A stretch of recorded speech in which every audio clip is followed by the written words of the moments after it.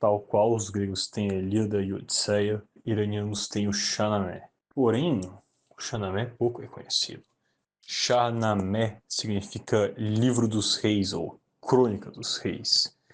Seria a história desde o primeiro rei da humanidade até a queda do Império Sassânida.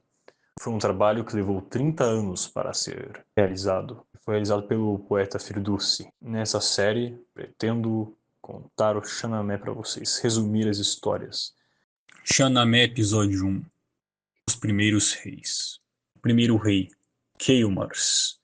Em algumas versões você pode achar o nome Gaiomard. É basicamente ele. Reinava sobre todo o mundo, no seu trono que foi em cima da montanha. Ele e seu povo vestiam pele de leopardo. Ele ensinou os homens a preparar comida e a fazerem roupas. Ele reinou por 30 anos e o far real emanava dele. Os animais o obedeciam e eram eles submissos. Tinha um ótimo filho chamado Siamak. Ele amava esse filho bastante. Porém, Ahriman, o demônio do zoroastrismo, a figura equivalente a Satanás, mas no caso do zoroastrismo ele é mais um deus do mal mesmo. Tipo, ele tem mais esse nível cósmico, sabe? Ahriman não gostava de Siamak e nem de Keilmars. Por isso, ele visava atacá-los com um exército de demônios. Bem, o Ahriman ele acaba matando o Siamak, tá ligado? Ele manda um demônio negro matar o Siamak. E é o seguinte, depois que o Siamak ele morre, o Keilmars ele quer se vingar.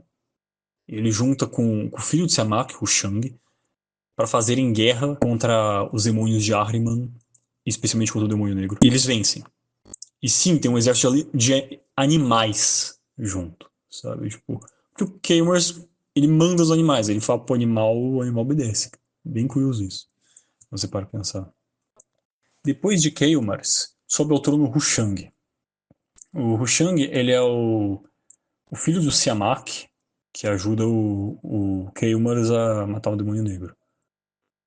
Bem, o Hushang, ele descobre o fogo e cria o Festival do Sadé, que é uma festa do fogo ali do Zoroastrismo.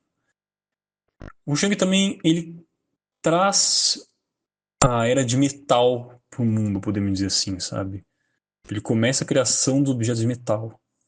Também ele aprimora a irrigação e a agricultura, sabe? Ele separa os animais entre domésticos e selvagens. E depois ele vai ser sucedido por Tamures. Tamures é uma figura muito curiosa, porque Tamures ele ensina os homens a domar as bestas, ele criou roupas de lã, ele trouxe a virtude escondida das coisas, termo meio estranho, e foi louvado por isso. Termo que eu achei ali, não entendi muito bem também. Mas agora que é o curioso. Ele fez guerra contra os demônios, sabe? Porque, vamos lá, o Shang tinha vencido os demônios, mas isso não quer dizer que os demônios param de existir.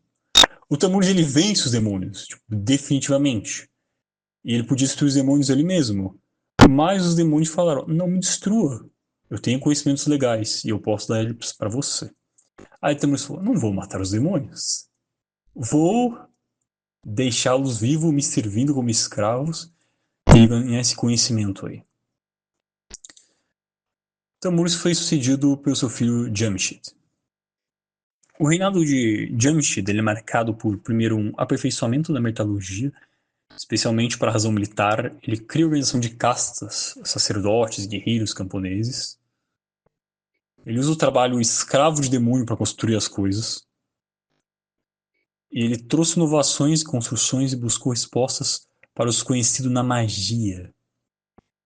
Bem, lembre-se que o Tamures tinha aprisionado um monte de demônio, né? Bem, o Jamshid botava os demônios para trabalhar, vamos dizer assim. Só que, digamos que um dia Jamshid encheu seu coração de soberba e se jogou tão digno quanto criador. E assim, ele perdeu o Far. O que acontece se você perde o Far? Bem, o Far é o que eleva, sabe? O rei acima dos homens e dos nobres. Digamos que quando o Jamshid ele perde isso, ele perde todo o fator metafísico que mantinha o reino dele em ordem. O reinado de Jamshid basicamente não tinha morte no reinado de Jamshid, era a Era de Ouro, sabe? O arquétipo da Era de Ouro. Quando ele perde o Far, começam as rebeliões contra ele.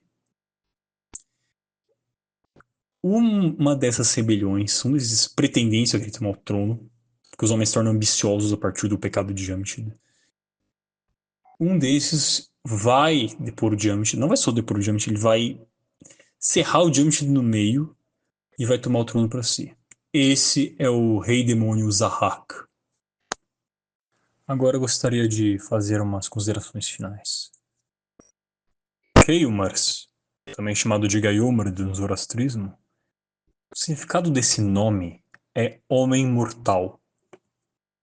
O nome Jamshid vem de Imakshaita e significa Ima o brilhante ou Ima o majestoso, algo nesse significado. O nome Ima está relacionado etimologicamente com Yama, o nome do deus da morte do hinduísmo. O significado de ambos os nomes é gêmeo. E ambos os nomes também têm relação etimológica com Remus, o nome do irmão gêmeo de Rômulus, no mito de fundação de Roma. Outro nome similar, etimologicamente relacionado a esses que acabei de citar, é Ymir.